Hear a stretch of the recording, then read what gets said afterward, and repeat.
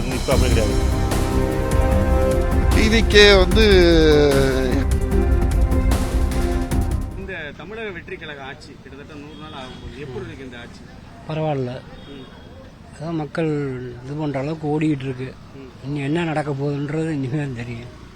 மாற்றுத்திறனாளிகள் இவங்களுக்குலாம் உதவியெல்லாம் செய்கிறாங்களா? எப்படி இன்னும் அதெல்லாம் இன்னும் இது ஆகலை, இன்னும் அதெல்லாம் இன்னும் அப்ரூவ்டு ஆகலை, ஒருத்தருக்கும் கிடைக்கல. அதான் நிலவரம். போன டிஎம்கே ஏடிஎம்கே ஆட்சிக்கு இதுக்கு எப்படி இருக்கு? அதுக்கு இது பரவாயில்ல. அதுக்கு எப்போவுமே கிடைக்கிறதுன்னு இந்த வருஷம் போட்டோம்னா நான் 5 வருஷம் நான் அவங்க ஆட்சி முடிய போயில தான் அவங்க ரிலீவ் பண்ணுவாங்க. இது முன்கூட்டியே கொஞ்சம் இதாகுங்க, அவ்வளோதான் வித்தியாசம். இப்போ மாற்றுத்திறனாளிகளுக்குலாம் நல்ல மாதிரியாக நிதியெல்லாம் ஒதுக்கீடுலாம் பண்ணியிருக்காங்க. இனிமேல் தானே அதுக்கெல்லாம் அப்ரூவ்டு ஆகும். அந்த நிலையில் இருக்கு. உங்கள் அனுபவத்தில் எப்படி இருக்கு இது? பரவாயில்ல, ஓரளவு நார்மல் ஓடிக்கிட்டு இருக்கு. ஆட்சி செயல்பாடு டிவிக்கு ஆட்சி செயல்பாடு வந்து நல்லா இருக்கு.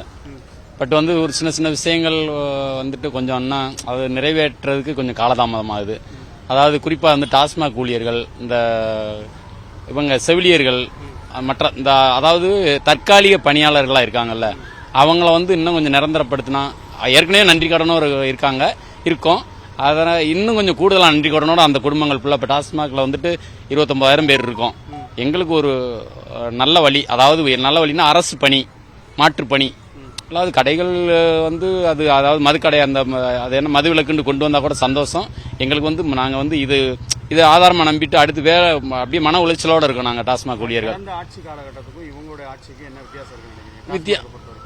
டாஸ்மாக் பொறுத்தவரை அந்த ஊழலை வந்து கொஞ்சம் ஒளிஞ்சிருக்கு. ஊழல் வந்து ஒளிஞ்சிருக்குன்னு சொல்லணும். இருந்தாலும் அந்த இன்னும் சில இது நடைமுறைப்படுத்தி அதை பணி வரன்முறைப்படுத்தி எங்களை வந்து நிரந்தர ஊழியர்களாக்குனா நாங்கள் இன்னும் கூடுதல் நன்றிக்கடனாக இருப்போம் கண்டிப்பா. அது போக இப்ப எங்களோட பிள்ளைகள்லாம் எதிர்பார்க்கறாங்க, இன்னைக்கு இளைய தலைமுறைகள் வந்து அதிகமாக எதிர்பார்க்கறாங்க. அதனால எண்ணிய தனி அதாவது டாஸ்மாக்ன்றதை தவிர்த்து டோட்டலாவே எல்லா மக்களுக்கும் அந்த தற்காலிக பணியாளர்களை வந்து நிரந்தரம் பண்ணணும். எல்லா அரசு துறையில் உள்ள தற்காலிக பணியாளர்கள் நிரந்தரம் பண்ணா கொஞ்சம் நல்லா இருக்கும். நான் இதன் மூலமா மாண்பு முதல்வர் அவர்களுக்கு கோரிக்கை வைக்கிறேன். 100 நாள் எட்ட போகுது. இந்த அரசு எப்படி இருக்கு? என்ன பண்ணா நம்மளுக்கு என்ன வேணும்? மித்த அரசை காட்டில் இந்த அரசு கொஞ்சம் நல்லா தான் தெரியுது. பொதுமக்களை பொறுத்தளவு, எங்களை மாதிரி ஆளுகளை பொறுத்தளவு எந்த ஒரு டார்ச்சரும் இல்லை. டிஎம்கே ஆட்சியிலையும் சரி, ஏடிஎம்கே ஆட்சியிலையும் சரி, இந்த வட்டச் செயலாளர், பகுதி செயலாளர்னு பல டார்ச்சர்கள்லாம் வரும். இப்போ எங்களை மாதிரி வியாபாரிகளுக்கு வந்து ஒரு பிரச்சனை இல்லாமல் இருக்குது. ஒரு நல்ல ஆட்சியாக தான் நடக்குது. அதே மாதிரி நான் தொழில் பண்ண முடியுது. சில இடங்களில் அதிகாரிகளை போய் நாங்கள் ஈஸியாக பொதுமக்கள் ஈஸியாக பார்க்குற மாதிரி இருக்குது. ஏதாவது ஒரு விஏஓ, தாசில்தார் இப்படி ஆளுகள் நம்ம பார்க்குற மாதிரி இருக்குது. முதல்ல வாங்கின அந்த கையூட்டுகளும் இப்போதைக்கு வந்து இல்லை. முதல்ல ஒரு சின்ன ஒரு பிள்ளைகளுக்கு ஒரு ஸ்கூலுக்கு ஒரு வருமான வரி சர்டிஃபிகேட் வாங்கினாலும் சரி, ஒரு இருப்பிட சான்றிதழ் வாங்கினாலும் விஏஓ ஒரு 500 ரூபா கொடுன்னுவார். இல்லைன்னா விஏஓ கீழே இருக்க ஒரு 500 ரூபா கொடுத்தா தான் போடும். இப்போ அப்படி இல்லை, ஆன்லைனில் போயிட்டு வந்தால் நம்ம போய் வச்சுட்டா காட்டினோன்னா லேசாக அப்படின்னு காட்டினோன்னா அப்பெல்லாம் கம்ப்ளைண்ட் பண்ண வேண்டியது. அவங்களே அரண்டு போட்டு ஒரு மணி நேரத்தில் கொடுத்து விட்றாங்க. இது மேக்சிமம் ஒரு அங்கங்கே லஞ்சங்கள் வந்து ஒளிஞ்சிருச்சு. அதுபோக சின்ன சின்ன குறைகளும் போய் கார்பரேஷனில் போய் நம்ம அதிகாரியில் பார்த்து ஒரு சாக்கடை அடப்பு கேக்கடை அப்படின்னாலும் முதல்ல இருந்த கவுன்சிலர் தான் இப்போ இருக்காங்க. ஆனால் வேலை வந்து கொஞ்சம் துரிதமாக நடக்குது. அதிகாரிகள் வந்து கொஞ்சம் பயந்துக்கிட்டு செய்கிறாங்க.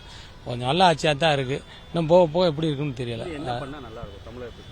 தமிழகத்துக்கா நம்ம மதுரைக்கு என்ன பண்ணலாம்? மதுரைக்கு வந்து இன்னும் கொஞ்சம் அந்த அன்னை சொன்ன மாதிரி இந்த மேயரெல்லாம் கொஞ்சம் கிளச்சி விட்டு, கூட்டு வீட்டுலாம் கிளச்சி விட்டு, திரும்ப ஒரு எலெக்ஷனை வச்சு விட்டு புது ஆளுகளை கொண்டு வந்து இந்த மதுரையை சுத்தப்படுத்தினா நல்லா இருக்கும். அதே மாதிரி வைகையில் நீங்கள் சொன்ன மாதிரி அந்த பெரிய குப்பையும் கூலமாக போட்டு அதை அள்ளிக்கிட்டு இருக்காங்க. அதெல்லாம் கொஞ்சம் நம்மளுக்கு பாரம்பரியமான அந்த வைகை நதியை கொஞ்சம் சுத்தப்படுத்தினா இன்னும் நல்லா இருக்கும். மற்றபடி சொல்றது ஒன்றும் இல்லை. ஆட்சி நல்ல ஆட்சியாக தான் வந்து வெளியிருந்து சொல்லும் போது என்ன சொல்றாங்கன்னா லஞ்சம் இல்லாமல் வாங்குறோம் அப்படின்னு சொல்லி சொல்றாங்க. பட் வந்து அரசு அதிகாரி சில பேர் லஞ்சம் வாங்கிட்டு தான் இருக்காங்க, இப்பவும் வாங்க தான் செய்யறாங்க. கேட்டால் வந்துட்டு சரியான முறையில் பதில் சொல்றது இல்லை. ஆனால் மேலே இருக்க அமைச்சர்களும் சரி, சிஎம்மும் சரி, எங்கள் ஆட்சியில் வந்து எந்த லஞ்சமும் வாங்கவே இல்லை, நிம்மதியாக தான் மக்கள் வாழ்ந்துகிட்டு இருக்காங்கன்றாங்க. ஆனால் உள்ளே இருந்து பார்க்குறவங்க தான் தெரியும்.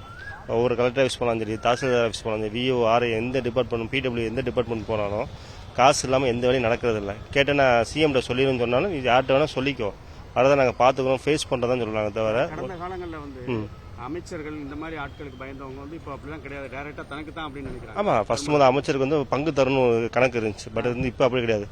எந்த அமைச்சர் லஞ்சம் வாங்க மாட்டாங்க. பட் வந்து அமைச்சருக்கு தர வேண்டியது இல்லைன்னா அரசு அதிகாரிகளே நாங்களே வாங்கிக்கிறோம், அவங்க கொடுக்குற பங்கு எங்களுக்கே மொத்தமாக வரட்டும் அந்த முடிவுக்கு வந்துட்டாங்க இப்போ. ஸோ அதெல்லாம் வந்து எதுவுமே மாற்ற முடியல. என்ன சிஸ்டம் கொண்டு வந்தாலும் அரசு அதிகாரி வாங்க தான் செய்கிறாங்க. நீங்கள் ஒன்றும் இல்லைங்க, பக்கத்தில் தான் ஜிஹெச் இருக்குது, மொதல் ஜிஹெச் இங்கே தான் இருக்குது. இந்த ஜிஹெச்சில் பிரசவத்துக்கு போனீங்கன்னா குறைஞ்சது ஒரு குழந்தை பிறந்த 800 to 900 வரைக்கும் கொடுத்தா தான் குழந்தையே கண்ணில் கட்டுறாங்க. இப்போ அது நடைமுறை தான் இருக்குது. ஒரு ஸ்ட்ரெச்சர் தள்ளினாலும் குறைஞ்ச 100 ரூபா நீங்கள் கொடுத்தா ஆகணும். கொடுக்கலன்னா குழந்தையும் சரி, அது ஸ்ட்ரெச்சர் தள்ளுறவங்க வந்து தள்ள மாட்டாங்க. அவங்க வேலையை தான் பார்த்துட்டு இருப்பாங்க. ஒன்றா முடிஞ்ச பண்ணிக்க, யார்கிட்ட போய் கம்ப்ளைண்ட் பண்ணுவேன், கம்ப்ளைண்ட் பண்ணாலும் திருப்பி நான் தான் ஜென்ஸ் போக முடியாது. ஆமாம், அவங்க வச்சு தான் சட்டம் ஒன்று. அதே மாதிரி நார்மல் நீங்கள் ஆக்சிடென்ட் இஷ்யூஸில் போய் பார்த்தாலும் அதே தான் நடக்கும். ஸ்ட்ரெச்சர் தள்ளினா 100 ரூபா நீங்கள் கொடுத்தா ஆகணும். கொடுக்கலாம் வண்டி வராது. நீங்கள் டாக்டர்கிட்டே சொன்னாலும் டாக்டருக்கு வழி இல்லை, அவங்களை அட்ஜஸ்ட் பண்ணி தான் போகிறாரு அவரே. ஏன்னா அங்கே இருக்கிற வார்டு பாய் இருந்து எல்லாத்தையும் டாக்டர் அட்ஜஸ்ட் பண்ணனா தான் அவங்க சொல்கிறத கேட்பண்றக்காண்டி அவர் சிரிச்சிட்டே போகிற மாதிரி தான் இருக்குது. அரசு அதிகாரிகளும் சரி, மருத்துவமனையிலும் சரி கம்பல்சரி நடந்தா இருக்குது. அதெல்லாம் சில சட்டத்திட்டங்களும் கொஞ்சம் மாற்றணும். அப்படி மாற்றினா மட்டும்தான். மாற்றமானாலும் கடந்த கால ஆட்சியில் இருக்க மாதிரி தான் தொடருது. ஆமாம், கண்டிப்பான முறையில். ஏன்னா அரசு அதிகாரிகள் வந்து சஸ்பெண்ட் பண்ணுறது, ட்ரான்ஸ்ஃபர் பண்ணுறது மட்டும் தான் இருக்குது. இதே டிஸ்மிஸ் பண்ணுங்க, அவங்க சொத்தை வந்து ரெக்கவரி பண்ணுன்னு சொல்லி பாருங்க, ஒருத்தர் அரசு அதிகாரி கூட லஞ்சம் வாங்க மாட்டாங்க. கொஞ்சம் வித்தியாசங்கள் இருக்கும். ஆனால் முயற்சி பண்ணி பார்த்தா மட்டும் ஒரு முடிவு வரும். சரிங்களா?